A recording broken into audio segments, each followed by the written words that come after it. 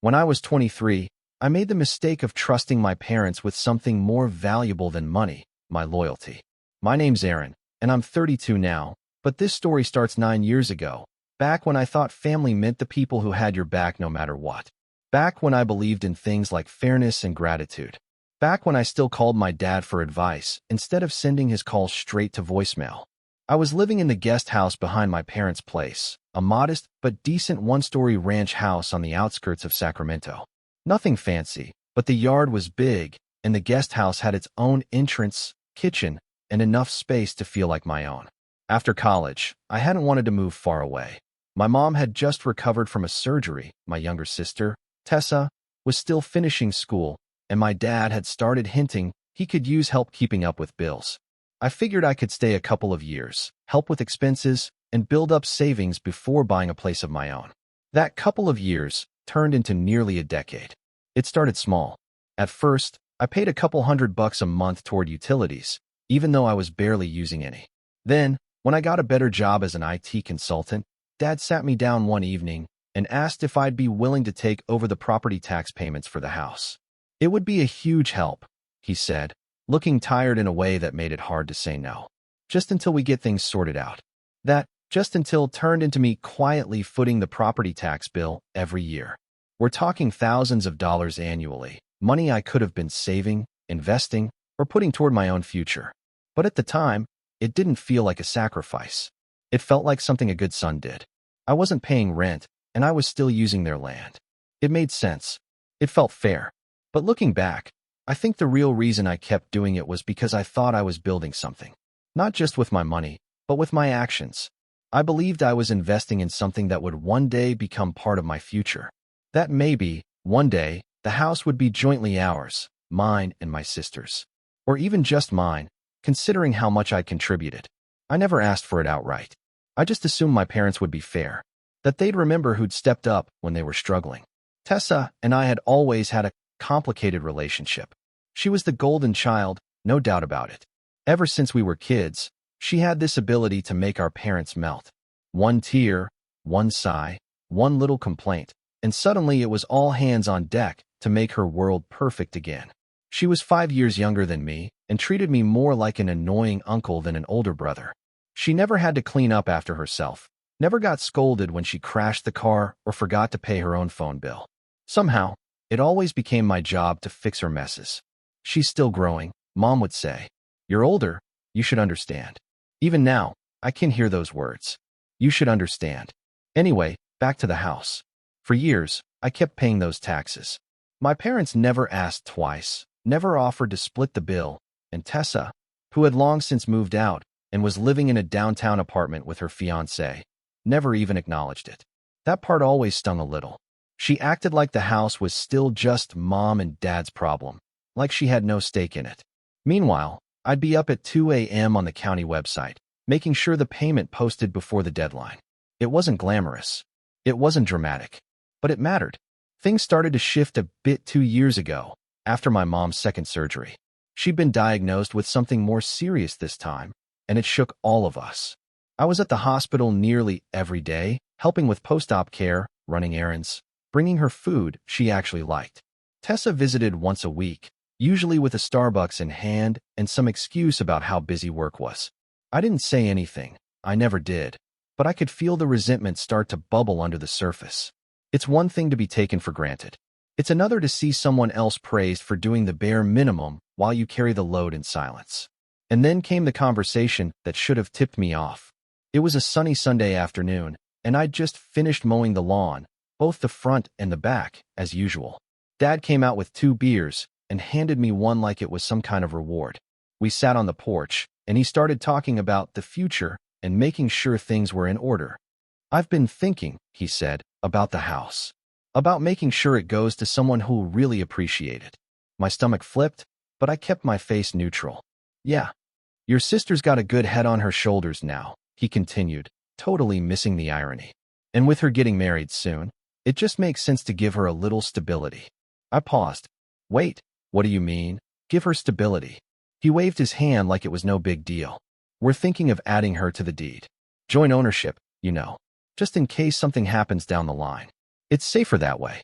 That was the first time I felt the floor start to tilt. I cleared my throat. Are you planning to add me too? Dad didn't look at me. He took a sip of his beer, then said, You've always said you wanted to get your own place eventually. We figured you wouldn't want to be tied down. It felt like a slap.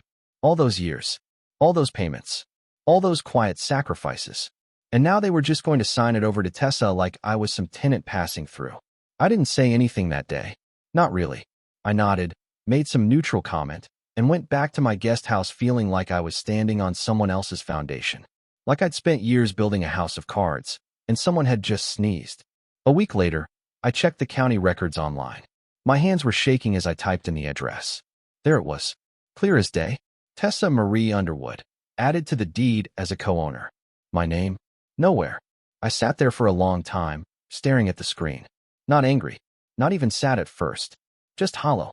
Like something had quietly been stolen from me, and no one even thought it was worth mentioning. That's when I made my decision. I didn't yell. I didn't confront them. I didn't send angry texts or demand an explanation.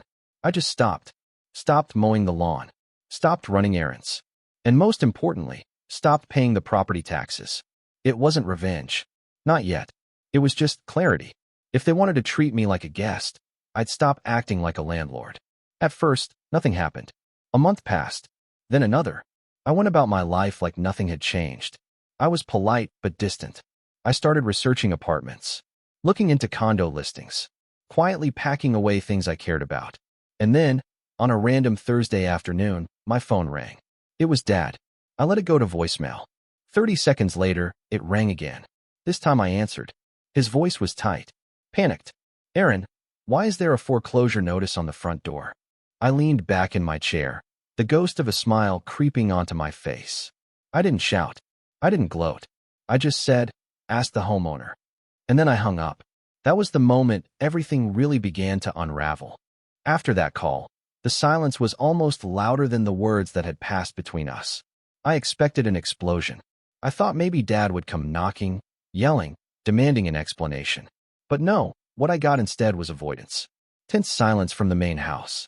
Passive-aggressive texts from Mom like, Are you doing okay, sweetie? And Tessa said you've been distant lately. Hope everything's all right. I didn't reply. I didn't need to. They knew exactly why I'd gone quiet. The funny thing is, I think they expected me to cave first. Like I'd eventually come around, get over it, and resume playing the dutiful son. The dependable one. The one they could count on to show up even when they treated me like an afterthought. That's always been the dynamic. Tessa creates the mess, I clean it up. They make decisions, I accept them. They screw me over, I stay quiet. But not this time. That one sentence, ask the homeowner, was the first time I'd set a boundary so hard it echoed. And the thing about boundaries is, people who benefit from your lack of them never take it well when you finally draw a line. It started subtly. Little things. I'd come home from work and find the gate locked, even though it never had been before. The trash bins from the guest house would be dragged back to the side of the property before I got a chance to bring them in. Clearly some passive-aggressive move, because it never came with a note or message, just done without a word. Then one Sunday, I walked outside to find my car boxed in. Tessa's little white SUV was parked behind it, her windows down, music playing, but no one in sight. I waited 15 minutes. Nothing. Knocked on the main house door. No answer. Finally, I texted her. Can you move your car? I need to leave. No reply. Another 10 minutes passed before she strolled out, sunglasses on, iced coffee in hand, and moved her car without acknowledging me. I didn't bother speaking either. It was like they'd flipped a switch, and now I was just invisible. A background character in their life. And Tessa?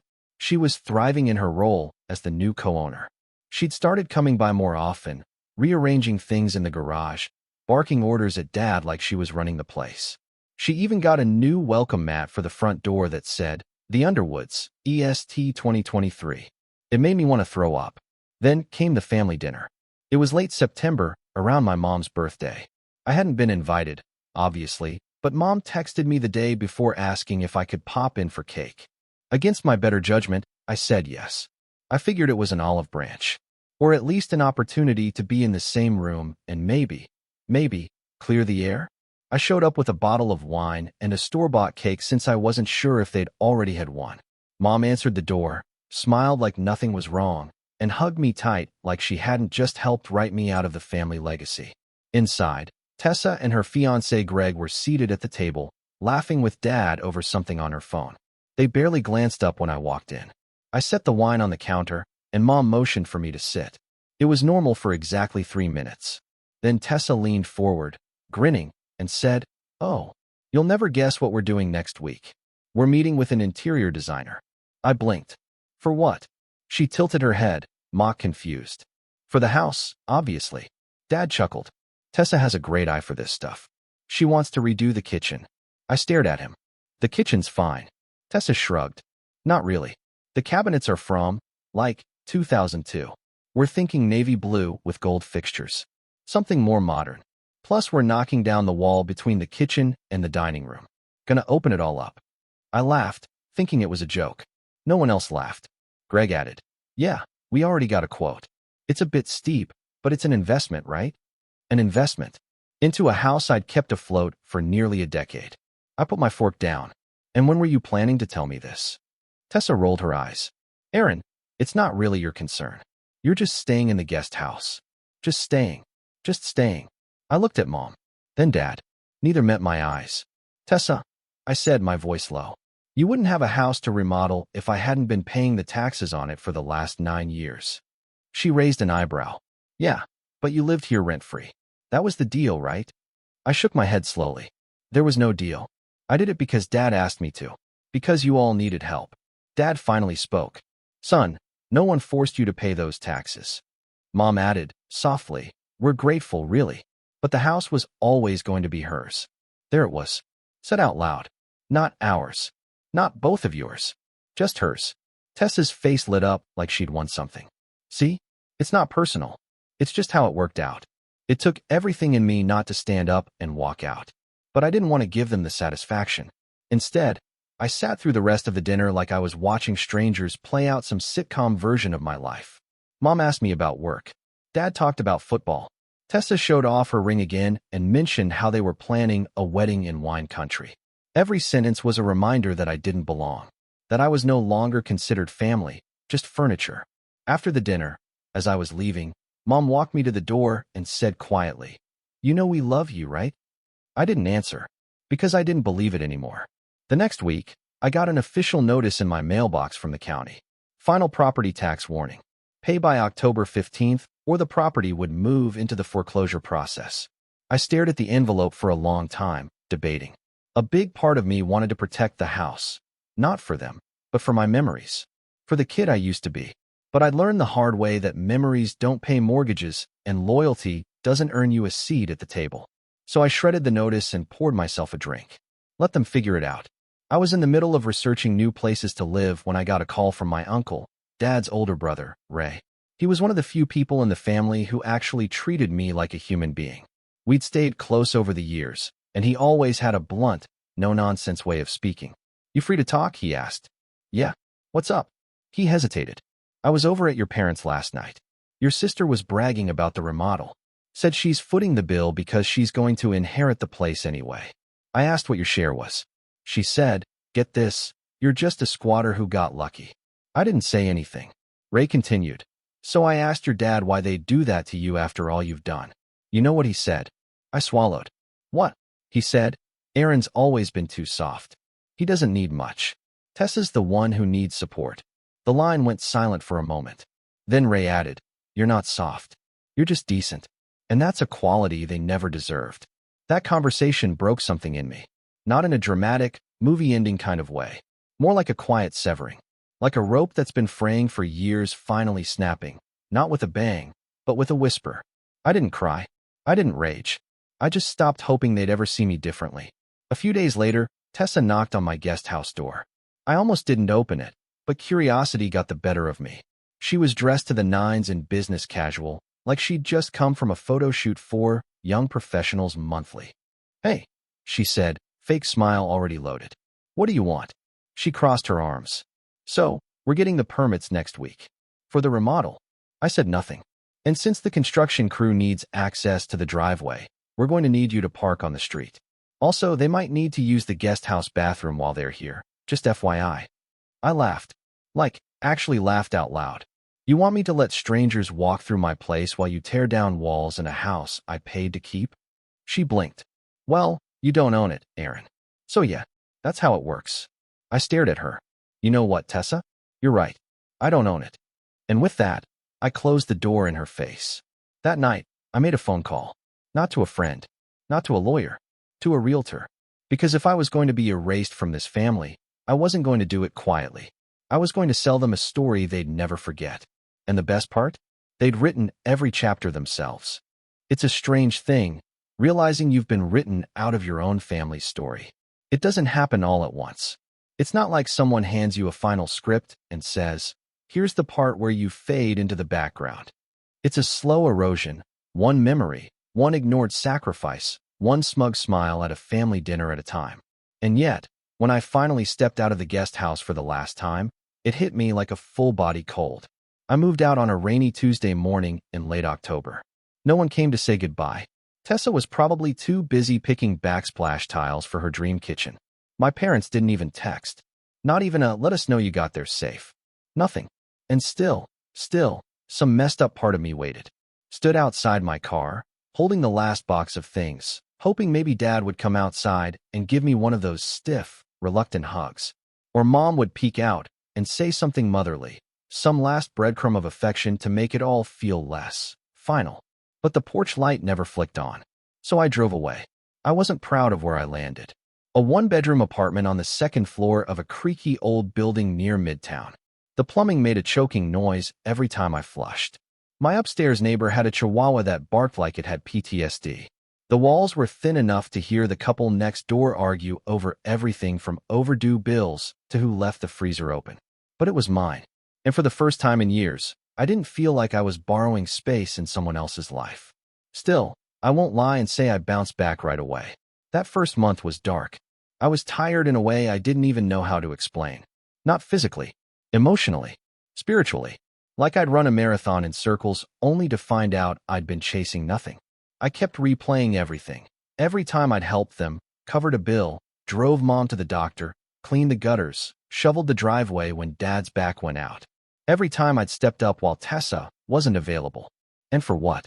So she could end up on the deed of a house I kept alive, while I got a pat on the head and a reminder that you're not the type who needs much. That line stuck with me. I wasn't the type who needed much. What did that even mean? That I didn't need security? Respect? Ownership? A sense of belonging? It wasn't just the house. It was the erasure of everything I'd given, and the unspoken belief that I didn't deserve more. And for a while, I started to believe them. I started to believe that maybe I really wasn't the type who got to have nice things. That maybe I was only good for filling the gaps left by other people.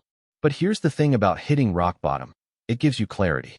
With no one left to impress and no one left to disappoint, you finally get to ask the question, what do I want? I didn't have the answer right away, but I started small.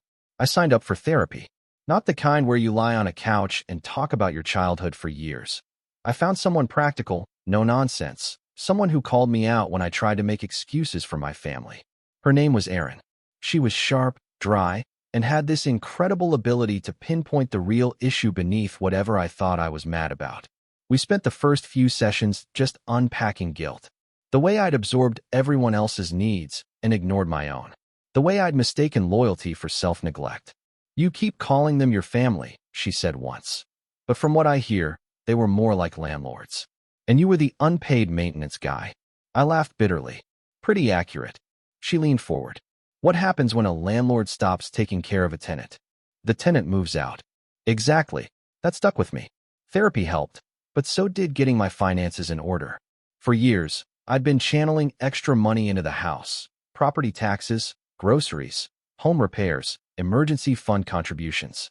I wasn't broke, but I'd never prioritized saving for myself. Now, with no one draining my energy or wallet, I started budgeting like a man possessed. I opened a high-yield savings account, rolled over my old 401k, started setting aside 40% of my income. I even built an emergency fund that covered 8 months of expenses. By January, I had something I hadn't felt in a long time, breathing room. I started cooking again. Real meals, not just frozen pizza and drive-thru. I discovered I actually liked trying new recipes. I even bought a decent chef's knife and started watching YouTube channels about meal prepping and high-protein lunches. Every Sunday became reset day. Clean the apartment, prep meals, plan the week. It was grounding in a way I hadn't expected. And slowly, I started to feel capable again. Work, too, took on a different energy. Without family drama draining me, I had more bandwidth. I started volunteering for projects, offering suggestions in meetings, mentoring some of the newer hires. One of my managers noticed and pulled me aside after a client presentation. "You've stepped up a lot lately," she said. "You ever thought about going for a senior role?" I hadn't, but now I was. I applied for the promotion a week later. In the meantime, I began leaning into the things that made me feel me. I'd always had an interest in real estate, not the HGTV fantasy kind, but the investment side of it. Rental properties, flipping undervalued homes. I started devouring books, watching online courses, even networking in forums and local meetups. It started as curiosity, but it grew into something more. Maybe, I thought, just maybe, I could do what my family never let me. Own something. Build something. Not for them. For me. The turning point came in late February. I got a text from an old college buddy, Malik. We hadn't talked much in recent years. Life had happened, but we always clicked when we reconnected. He was living in Reno now and had just inherited a duplex from an uncle who passed. The place needed work, and Malik didn't have the time or know how to fix it up, but he didn't want to sell either. "I remember you were into this stuff," he texted. "You want to help me fix it up and split rental profits?" I stared at the message for a long time, and then I replied, "Yes." That single decision became the seed of something bigger. I took a few vacation days and drove to Reno to walk the property. It was a mess, peeling paint, outdated wiring, avocado green kitchen tiles, but it had good bones. Over the next couple months, I helped manage the renovation, brought in contractors, sourced materials, even got my hands dirty on demo day. I'd never felt so alive. It was hard work, but it was mine. By May, we had tenants lined up and rent checks rolling in. It wasn't a life-changing amount of money, but it was a start, a symbol, proof that I could build something for myself without anyone else's permission. Meanwhile, back in Sacramento, my parents' dream house was quietly falling apart. How do I know? Because the foreclosure notice hadn't just been a threat. It was real. They'd defaulted on the property tax bill, twice now.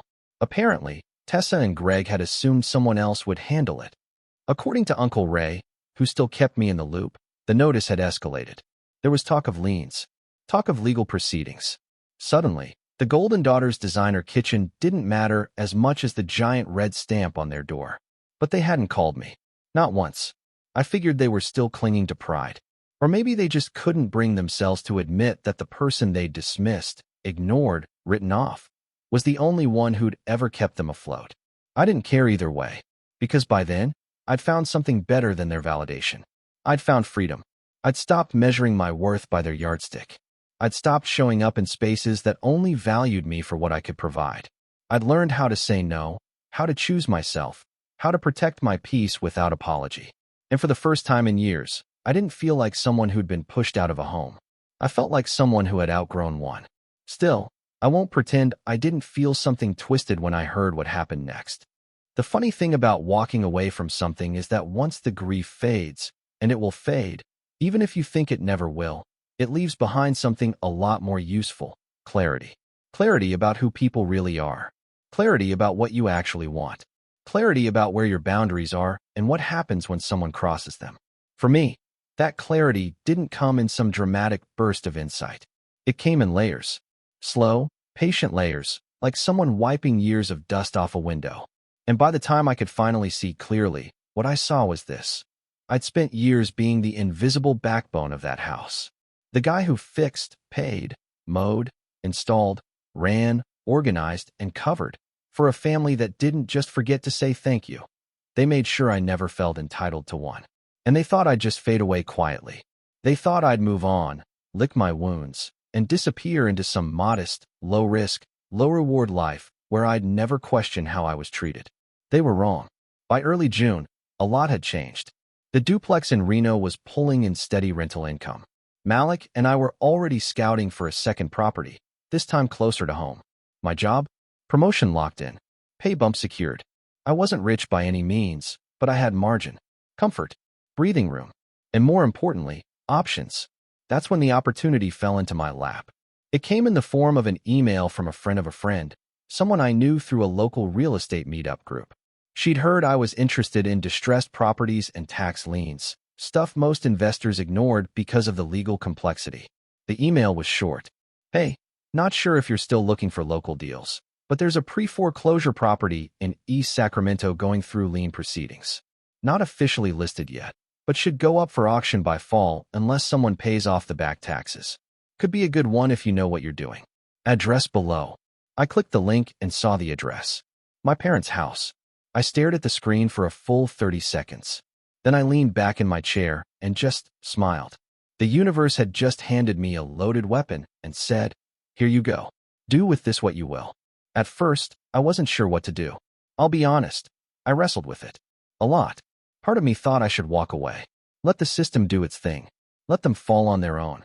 But another part of me, the part that remembered standing in the doorway with that last moving box, waiting for a goodbye that never came, knew better. They didn't deserve a silent collapse. They deserved to know exactly what they'd done, to feel it. So I started planning. First step, research. I pored over every public record I could get my hands on. The tax lien on the house was serious. Almost $28,000 in unpaid property taxes, penalties, and interest. The county had issued a final notice of default. If it wasn't paid within 90 days, the property would go to auction. And here's the kicker. Because the house had been signed over as joint ownership between my parents and Tessa, all three names were now liable for the unpaid taxes. That meant if the lien wasn't settled, the foreclosure would affect all their credit scores.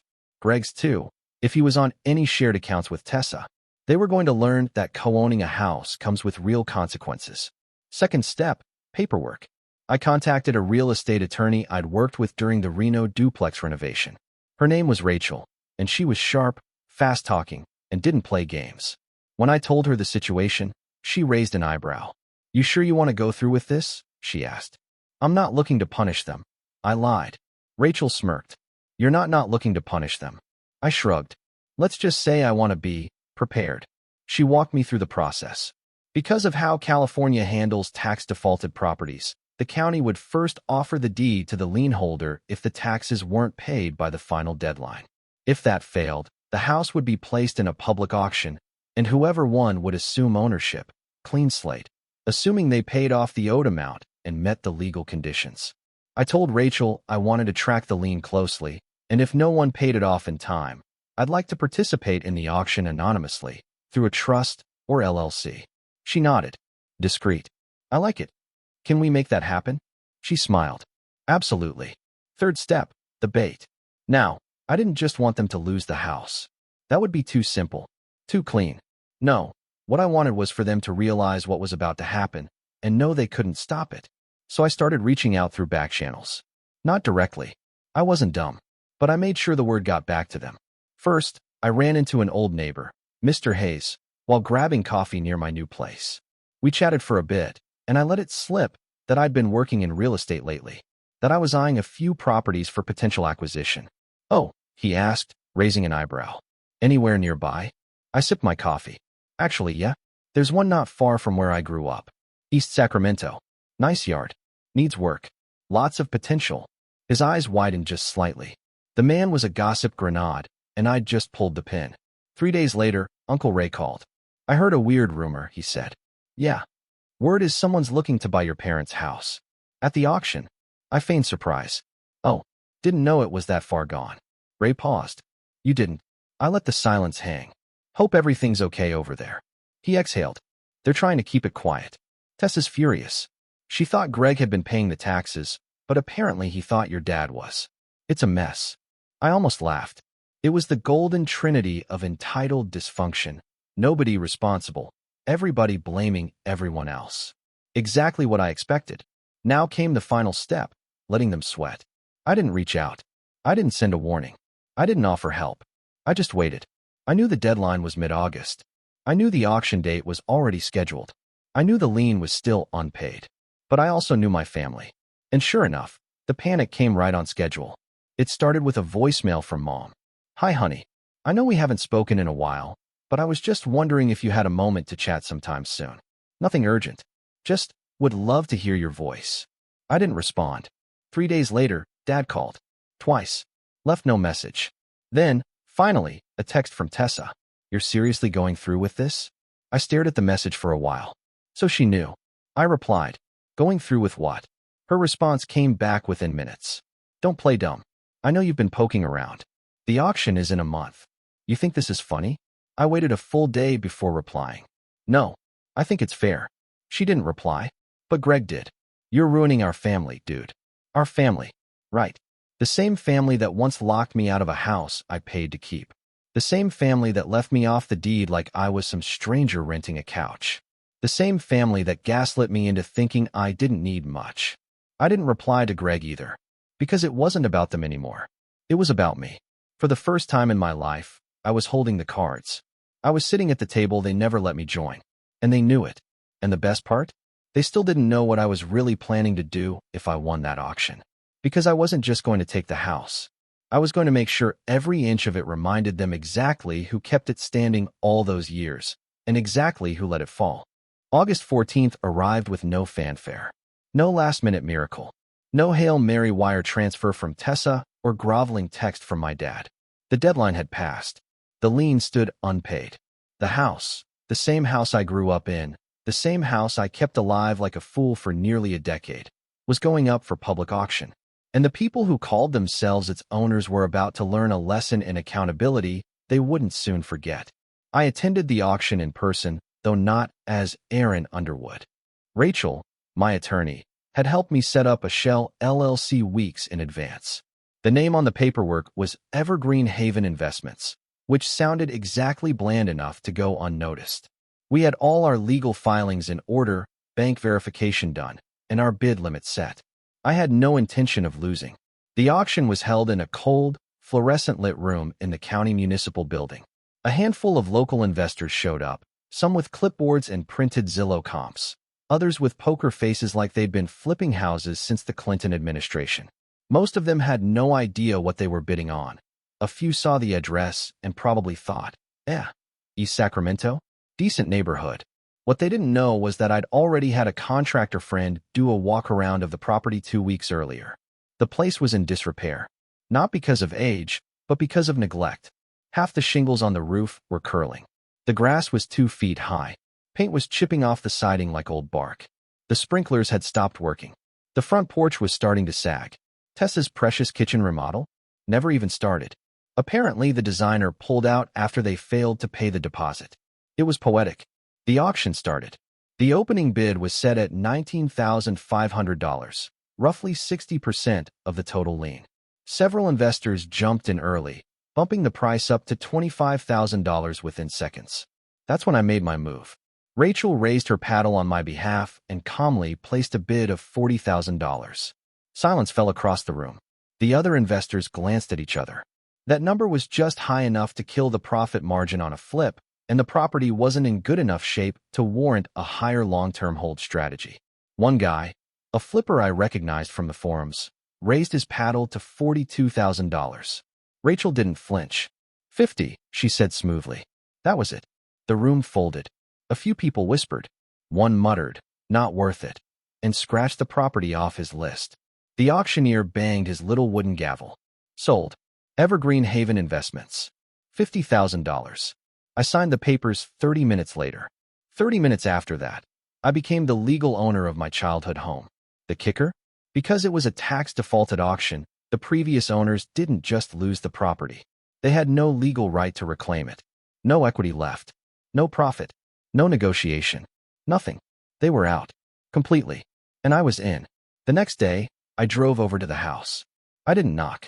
I used the key Rachel had picked up from the county offices, the legal key, tied to the new deed, my deed. When I stepped inside, I was hit with the smell of dust, stagnant air, and something sour underneath. The furniture was all still there. Same old couch with the worn-out cushions, same dining table where I'd eaten hundreds of meals, mostly in silence. But now it looked foreign, like a stage set, like someone had tried to recreate a home but didn't know where the heart was supposed to go. I found a stack of unpaid bills on the kitchen counter. Utilities. Credit cards. A contractor invoice with the word delinquent stamped in red. Tessa and Greg were nowhere to be seen. Neither were my parents. They'd cleared out, probably out of shame or anger or both. I walked through the house room by room, pausing at the door of what used to be my old bedroom. It had been painted over, some generic off-white color, but I could still see the tiny dents in the wall where my old bookshelf used to rest. For a moment, I felt something twist in my chest. Not grief, not regret, just finality. They'd made this bed. I was just turning down the sheets. A week later, I served them all with notices. Not eviction notices. That part wasn't necessary. They'd already left the property on their own once they realized the game was over. What I served them were certified letters from my attorney's office, formal notices informing them that due to unpaid taxes, their names had been removed from any ownership of the property, and that any attempt to claim occupancy, access, or ownership of said property would result in legal action. The letters were worded carefully, coldly, clinically. No room for misinterpretation. Tessa tried to call me the day she received hers. I didn't answer. Greg tried to email, of all things, with a subject line that just said seriously, delete. But Dad? He showed up. I was out front trimming the overgrown hedges, earbuds in, when I saw the familiar silver Toyota Camry pull up. He parked across the street and didn't get out for a full 2 minutes. When he finally did, he walked slowly, like every step was a wait. He looked older than I remembered. Hey, Aaron, he said quietly. I took out one earbud. Hey, you got the house. I nodded. Yeah, legally. Clean title. He looked down at the sidewalk. I didn't think it would actually happen. You didn't think someone would pay the taxes? He didn't answer that. We stood there for a long time. Then he said something I didn't expect. I was wrong. Just like that. No excuses. No long-winded explanation. Just those 3 words, hanging in the air like smoke. I should have done right by you, he said, voice barely above a whisper. We should have. You carried us. I see that now. I kept my face neutral, but my hands clenched the shears tighter. And Tessa? I asked. She see it. He gave a small, bitter chuckle. She thinks you cheated her. That tracked. I said nothing. He looked up at the house. You planning to sell it? I shook my head. No. I'm turning the guest house into a rental unit. Fixing up the main house, room by room. Maybe I'll live in it for a while. Maybe not. He nodded slowly. It's yours to do what you want. Yeah, I said. It is. He turned to go, then hesitated. For what it's worth.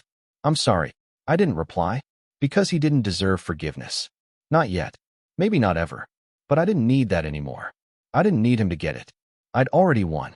6 months later, the house was unrecognizable. New roof. Fresh paint. Polished floors. Clean lines. The yard had been landscaped into something magazine-worthy. I'd installed solar panels, re-insulated the attic, and even redid the kitchen. Except this time, it was my design. No navy blue and gold. Just warm wood tones, matte black fixtures, and a coffee nook by the window that made every morning feel like peace. The guest house was already occupied. A traveling nurse named Denise who paid her rent on time and always brought fresh-baked banana bread whenever she renewed her lease. And me? I lived in the main house. Alone. Content. Every now and then, I get word about my family. Tessa and Greg were renting a condo 2 towns over, bleeding money. Her credit was wrecked. His business had folded. Dad had picked up part-time work at an auto shop. Mom was still pretending everything was fine on Facebook, posting old pictures, tagging us in throwbacks from 10 years ago like we were still some happy sitcom family. But none of them had stepped foot near the house again. They knew better. Because this wasn't just a house anymore. It was a monument. A quiet, brick-and-wood reminder of who had kept it standing when no one else cared to. Of who had been written out, and then returned with the pen. And every time I walked through that front door, keys in hand, lights flicking on, I remembered the day I first saw that foreclosure notice taped to the glass. The panic in my father's voice. The silence after I answered. And the sentence that started it all. Ask the homeowner. Now, they knew who that was. And that made it worth everything.